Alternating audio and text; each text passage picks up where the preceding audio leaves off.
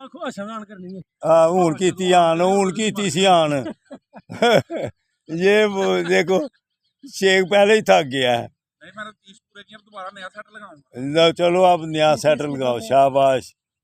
ये देखें, चलो ये सगी जनाब हम सब दोस्त जो है ना ये एक्सरसाइज करते हैं मियाँ साहब के साथ, और ये जो है ना मियाँ साहब उमरान ढांडरा हमें एक्सरसाइज कराता है। इमरान साहब हमें एक्सरसाइज करा रहे हैं, और ये हमारे उस्ताद हैं हाजी साहब और बाबा जी सियालकोट वाले, ये हमारे उस्ताद हैं, ये से हमारी मूवी बना रहे हैं। काम के नहीं है।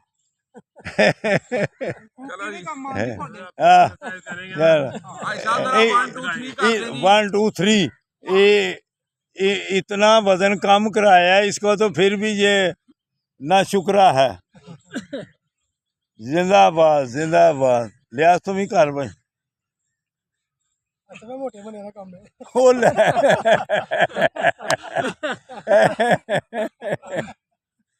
ये लिहाज को क्या कर, तो ये कहता है ये बड़े बड़े बंदों का काम है। हमने लिबास चेंज कर लिए। तो बरखुरदारो आप भी आ जाए, तो पार्क में आप अगर एक्सरसाइज करेंगे तो इंशाअल्लाह ताला सेहतमंद रहेंगे, स्मार्ट रहेंगे, बीमारियों से बच जाएंगे। अल्लाह हाफिज़, अल्लाह हाफिज़।